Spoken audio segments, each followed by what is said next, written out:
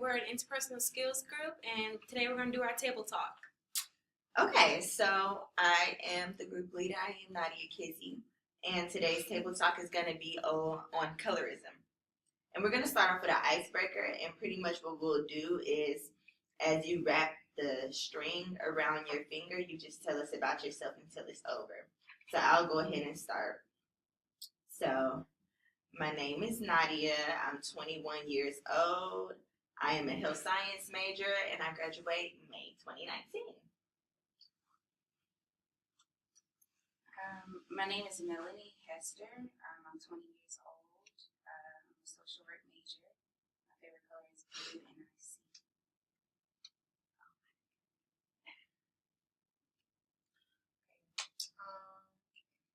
My name is Tara. I'm 21. I like dogs, and I graduated in 2000. My name is Richardson. I'm from Miami. I'm a psychology major. Yeah, I graduated in May. My name is Lauren. I turned 21 in 3 days. And I'm a social work major. And I'm really excited to be going home right now because I'm going to Vegas. So. My name is Deshae Hubbard. I'm a health science major. 20. I play football. I love to work out. And my birthday is in July. Oh, what's your name? 27. Okay. You're a Leo. Leo. Sorry. My name's Acacia Tyler. I am 20. I'm a medicine major. My favorite color is blue. Okay. My name is Raquel Ellis. I'm 23 years old. I'm a social work major. Okay, so that is that. And we're just gonna start off by me asking, what is colorism to you all? What does that mean to y'all? You don't know what it means? Is there someone who knows what colorism means? Colorism is almost like discrimination. It's like,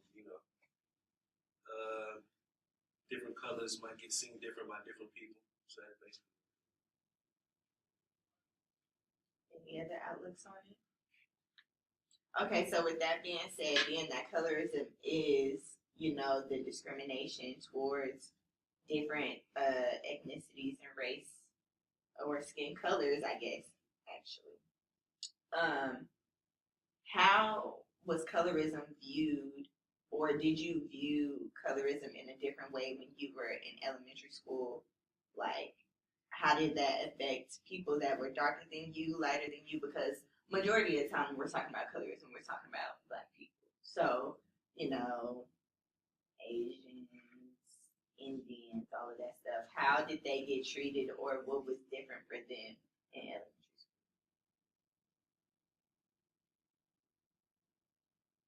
I think when we were younger, we wasn't really paying attention to that type of stuff, Yeah. It became more prevalent in high school, maybe mid school, like, 8th grade. But then when you get in high school, you don't really, like, when high school, that's when you start paying attention. Right. And getting exposed to stuff like that.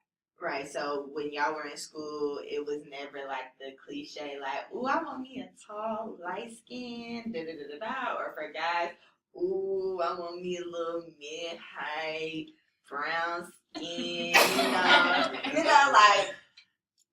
like that didn't, it wasn't like, well, when it came to dating, I guess, per se, when there was somebody, say, of a lighter complexion and someone of a darker complexion, who did y'all see the most, like, in relationships at the time when you were in, like, middle school, high school, whatever? Because I know in our generation, like, light skins was in, for sure. Like, as for guys, I used to be like, oh, I always want to be a dark skin. Yeah. Yeah, so how do you feel like that affected well, how do you feel like it affected people of, a darker skin color? Do you feel like that affected them in a way, as in insecurities or anything like that? Do you guys think that they felt like, since their skin color is this certain way, that they wouldn't be able to really date like they wanted to, or couldn't get somebody that they wanted to because of their skin color, or they couldn't do certain things because of their skin color? Maybe. Maybe. You know, like you see them dark skin trying to be light skin. Yeah. Yeah. But like, what does that mean? I was about to Dark say skin, that. how to be Right. light skin. Like, trying to be light. You dark. You know how light people, make light skin. You know how you can talk about light skin? The light skin face. Oh, yo, my The whole goodness. light skin face era. I think Yeah. social media Yeah. is it on, and it has like it has to do with like a big part of it. But then also, I feel like colorism, like we said, in majority, when you talk about colorism, you're talking about like the Black community most of the Right. time. But I feel like that even goes back to slavery, like as to why we even have the topic of colorism, because like you had house niggas and you had like the niggas that was in the yard, Yeah. so The darkest ones. the on darker field, ones and in the lighter field, ones. or you know what I'm saying. So it was like it's been years of just a pattern of like putting us against each other, or one above the other, or for anyone to even like how we say like acting light skin or the Right. light skin face or any of that. Like I feel like it really goes back to All the way back to slavery, right? Right. And so, do you guys feel like at a time when you were younger that you were blind to that and you kind of follow suit in it subconsciously? If you think back, like if I think back to my elementary school days, I agree with that because it was like, you only hung out with your people of your skin. We really Yeah. kick it with the Hispanics. You see the Mexican kid, they kind of had their little clique. The little white kids had their little Caucasians had their clique. You had yours. So you kind of was already in that. But you get to high school, you start being more diverse. Yeah. So basically, what you're saying is that you weren't as keen to venture out as you are now Yeah, no. into different. Okay, so how many people had white friends? I had like like one or few two. couple. Maybe like one or two. Wonder why. One or two. I had to say one almost for me. You said you had one. Yeah. So, like when you had a friendship with them, how was it like when it came to actually talking about stuff that Black people do? Would they be like, because I know with my friend, I used to be like, girl, what are you talking about? She used to be like, well, I'm white, so I don't understand that. Like, don't use that as an excuse. You feel me? Like, did they, how did they respond when it came to certain things? Like, okay, cooking. It's a cliche that white people cannot cook. So we'll be, around my mom or whatever, and she'll be like, oh, well, yeah, my mom doesn't do that because, she's white. So it's just kind of like, who goes off to say, that white people can't cook because of their skin color or whatever. Like, did y'all ever have any issues with that? Like, comments being made? Maybe you didn't notice them, but like, they were definitely there. As a kid, a lot of stuff that they used to say, I didn't catch it because I don't know, I was delusional as a kid, girl. But my mom would say stuff like, she just said something to you, and you shouldn't be happy about that. But I don't know, I just wouldn't see it. But now when I think about it, I'd be like, dang, she really did say that about me. Yeah, that's pretty good. So I basically went to private school majority of my life, like the whole time. And then 10th, 11th, and 12th grade, I went to public school. So that was kind of like a major change or whatever. So I kind of like had the whole like full circle of like the experience as far as like when I was younger, growing up in private school, it was a time when I was like literally the only Black kid, not Black little girl, but Black kid in my grade. So it was a lot of, stuff that I had to deal with and that I had to like, kind of like, I don't know, work around, but it's like I saw it very young, you know. And when I was really young, when I went to St. James, like kindergarten and all of that or whatever, you know, I really didn't see it, you know, until I got to maybe like 3rd and 4th grade, and then I started seeing like, you know, when they have like sleepovers and stuff like that, and you know, you think Sarah's your best friend, and then it's like, you know, you kind of see or whatever. Then I went to, you know, middle school, still in private school or whatever. But at ACA, it was kind of like, it was more diverse than it was at St. James. So, you know, it was like us Black kids, it was like a few of us. So we always hung out together, like everything we did, everything together, like for real. So we was really close. And then I remember this one time, we were at lunch, and this little white boy said something I brought, because, you know, we bring lunch or whatever, and then they have like an actual meal that they have for that specific day. So for that day, it was Chick-fil-A.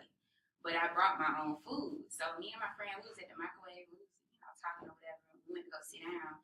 And the little boy came over there, and I forgot what he said. It was something, I think it was about a game or something that we had at PE. And he had, you know, he was talking a whole lot of, you know, smack or whatever. So, you know, I said something smart, said what I had to say, and I was done with it. And he came back over there, and he was just like, you N-word, blah, blah, blah, blah, blah, blah. And like, you know, I was taken back. Like, me and my friend, like, we went off. Like, y'all, we went off. And so the way that it's set up is like, it's like kindergarten through maybe 5th grade, 6th grade, something like that, has their own principal. Then middle school has their own principal. And then high school has their own principal. But it's all one big school. I don't know why, but that's how it was set up. So we had to go to our principal, and he was trying to go off on me and my friend, saying that we, you know, basically was doing the most. Because, girl, when I say we cut up, like, we was going off, like, bruh. So my mom came up there, and, you know, I really, when stuff happens at school, I try not to call my mom, because I know my mom is, like, yeah, like, she, like, when I'm wrong, you know, I'm wrong, and she gonna be on me. But when I'm right, oh yeah, she behind me 100%. So it's like, you know, I was dead right for going off. And she was ready to come up there and shut that school down. And that's what she told that man. His name was Mr. Williams. And he was, you know, like, Miss Davis, you know, I don't condone this type of behavior. And, you know, Miss Hester, and, you know, she's a very bright kid, and blah, blah, blah. But, you know, she's never been in trouble before, but blah, blah, blah. And she was like, so why did she behave like that? And he was like, you know, he paused for a second. And I looked at him like, you gonna tell me? So, you know, he was like, well, another little kid called her this or that, and called her a name. That's what he said, called her a name. And she was like, what did he call her? And he sat there. You know, I'm looking, I'm smiling at this one. I'm like, you know you wrong. So I'm like, what's up? So he was, you know, he said it or whatever, and she was like, oh. She was like, so you expect my child not to defend herself and something like that? You know, that's really serious. And she was like, where's the little boy? Because he didn't get in trouble like that. So, you know, we went to the principal's office, and, you know, my mom was going off or whatnot. But at the end of the day, you know, the little boy really didn't get in trouble. The principal, he really didn't. He stayed away from me and my friend because he knew, you know, our parents were kind of like trouble. But, you know, and yeah. So that's pretty much it. Okay, so with that being said, when you approached colorism when you were in school, how did you react to it, if you ever approached it? Because Will feels like he's never experienced it. What do you feel like colorism is? It don't exist. And why do you feel that way? Because first of all, I don't like talking about this. Racism don't exist, you feel me, to me, personally. But, so, if it's still, to me, it's still from that, you feel me? But at this day and age, I say it don't exist. So if that don't exist, that don't exist. So you're saying if racism doesn't exist, there's no way that colorism does. So, yeah, so you haven't ever experienced anybody treating you any different because of, because you're darker, stuff like that. your preferences on who you want to be around? Did you have any specific preferences? Like, okay, since you're dark, you don't want anybody else that's not dark. Like, you wouldn't venture out to a light skin, maybe. I did both. So you saying that you didn't experience it? No, that's what I'm saying. I just left the conversation alone because I don't experience it. I never seen it. Okay, that sounds good. He said that basically, like, since he feels that racism isn't really a thing, there's no way that colorism can exist because colorism stems from racism. What you got to say? No, I heard what he said, but You just kind of confused.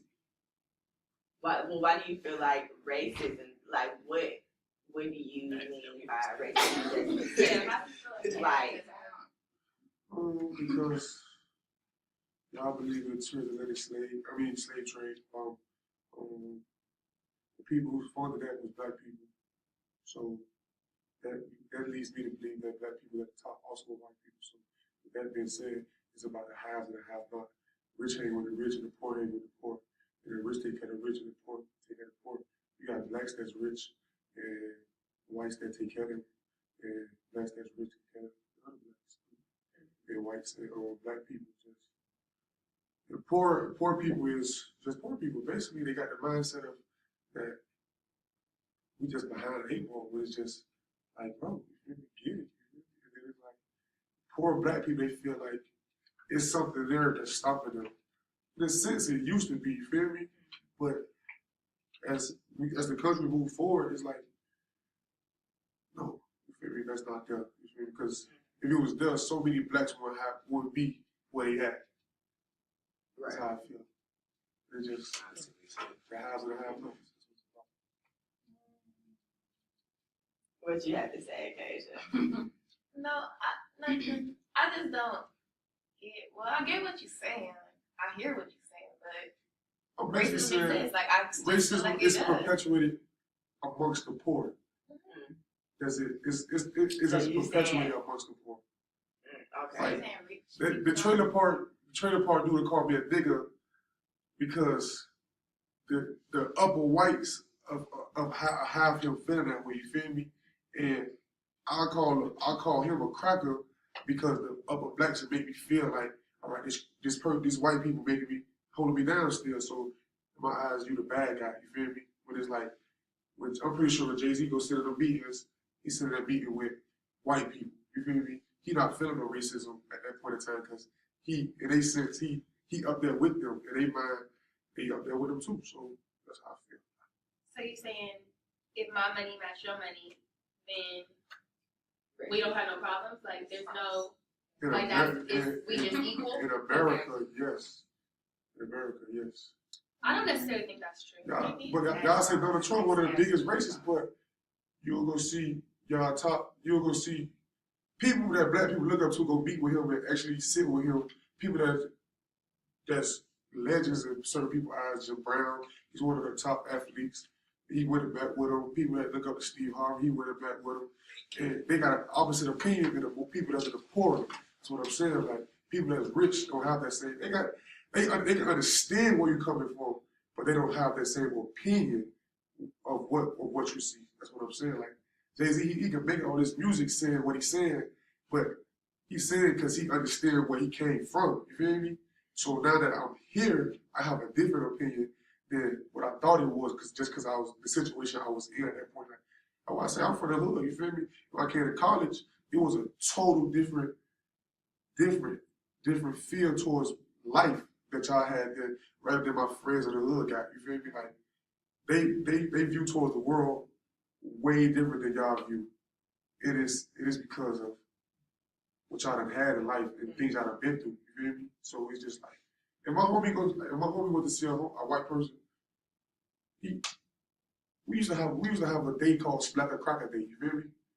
What is that? Every Wednesday you see a white person, you just split them. You feel me? Like, no question asked. You just punch them in their face. Females, everything. And it was just because of we you feel me? Like, yeah, that's what it was. You feel me? But we had to understand the fight. You feel me? That's why I get a color of black people. What you mean? We used to get away with it. Y'all used to get away with it. Bro, we. I say I just soccer me. It wasn't. It just used to be like, you feel me? Like a whole game. You feel me? Like it was a game. So, That's crazy. But and that's how I'm saying. That's how I viewed the world at that point in time. You feel me? Now I view the world totally different. You feel me? Like if I see a white person back then, I would just say, "Fuck that cracker." You feel me? He got nothing to teach me. I want to learn shit about him. You feel me? Now I'm more like, all right. You feel me? If he got something to say, I sit, talk with him, converse with him, have something to say. You feel me? Because now my mind different. Yeah. You feel me? Because in the hood, we think the white man, well, we here. You feel me? Better than that. But you feel me? It's like, bro. Like I tell my grandma, you feel me? Like at one point in time, we had $10 million. You feel me? Even though it was dirty money, we could have did something with it. You feel me? And I tell her like, we have to deal with the situation we was in. You feel me? So if you would have did something with that, my view of the world would have been totally different. It would have been like this white man got his foot on our throat. We stood in the projects. You feel me? It's like, God, we bullshit with the opportunity we had. Even though we started off, we started off drug money, we could have made it into something positive. You feel me? So that's how I see it. So would y'all ever date somebody white? No. Well, me personally, no, because I'm trying to fight for black people. You can't sleep white. Trying to be black. That's impossible. So that's how you not feel racist. about Michael B. Jordan? No, that's not racist. It's when I wake up and she wake up and if the police was a white man, he was to do something bad to me. I can't come home and be like, wife, oh, I went through this, and she can't be like, I understand where you're coming from. That's just about me. Yeah, that's it. And then relationship is about social status, social like, you feel me? Like when I see you married to a white person and you black, in my mind it's like she got one foot in, one foot out. If you trying to be helping this black foot, you feel me? You can't, like I was saying, you can't sleep white and think black. It's impossible. It's impossible. It's impossible. Has anybody ever dated anybody white or no? My dad died if I came home with a white woman. I'm just That's gonna a be true honest. feeling It's though. the But truth. white people do the opposite. It's They the truth. tell their kids, you come home with a black person, you feel me? I bet I disown you, you feel me? But if we come home, if we say that in society, we'll be the bad people. Like, damn, why they feel that way? But it's like every other race feel that way. I done had when I was robbing people and doing what I was doing, my main man who was doing it with me was Hispanic. And his daddy always told him, don't trust niggas. Because niggas is the one, his daddy got shot and shit like with an AK. And his daddy told him, niggas is slimy, niggas ain't shit, they'll always do you wrong, you feel me? He used to tell his daddy like, no, Lo, my homie, he my man. If I'm down and out, I can call him and depend on him. So it's just like, we can have the same views too. You feel me? Like, damn, why we can't want our child to date black or keep it in within the same race? So with y'all's kids, are y'all gonna enforce that? Because at the end of the day, if you don't believe in colorism or anything like that, say they come home with a child, not with a child, with a significant other that they, are trying to pursue, and there's something outside of your race. Are you going to still have that same mindset? Like, okay, yeah, you do what you do, but now this is a product of you. So, how would y'all go about that? I'm gonna lay that rule down from the get-go. So like you can't come with no other race but black, or is it like you can come with another race but it can't be white? No Caucasian in this house. Yeah, right. It ain't gonna be no white. And that's a form of racism. Like that, but it's a form of racism. And I feel like So my mom didn't care either. She used to think for the longest I was a very white person. You, in a sense, you were confused, in a sense. And your people did that way. That's why I say I'm gonna Hold encourage. on, y'all. I'm gonna encourage them not to. But at the end of the day, you can't help who you follow. So if they want to bring the person home and everything, and they, I really see that my son or daughter is really happy. I wouldn't be. Who would you choose if a excited about it, but what goes to my mind is because it's like white and black. It's like, you know, as much as this person has many stories and this, that, and the third, and about this person, I mean, that you could tell this person, and, you know, they can, you know, think that's funny, and, you know, they can somewhat kind of get what you're saying. They're never going to be able to relate. They're never going to be able to relate, you know, no matter how much they hang out with us. They're never going to be able to relate to the point where you walking in the store, you got hella money in your pocket to buy whatever fuck you want to in the store, excuse my language, but you being followed around the store because you're black. Right. You know, I was literally in Walmart one time, and I was with, it was me and my, you know, friend at the time, and then, you know, our friends that are couple, you know, she's Asian and he was black. So we walking around the store. Now, keep in mind, this girl, she's Asian, she got money, her folks got money, but she used to, like, steal and stuff. Now, listen, I don't do jail, okay? I don't, no, like, you do what you want to do, that's fine, but don't do that shit with me. I'm black, I'm female, I already got 2 stripes, and I'm not, you know, fuck it, because they gonna look at me. You're Asian, and they gonna look at me. So that's just being realistic. That's the truth, you know? So I'm telling her, you know, look now, we going in Walmart, keep your hands to yourself, because if you get caught with some shit, I don't know you. That's the right thing to say. I don't know. What she used to do was she would go to the back of the store to where the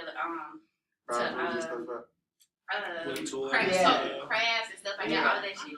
She would get the sticker off of it. I ain't never seen it, y'all. You learn something new every day.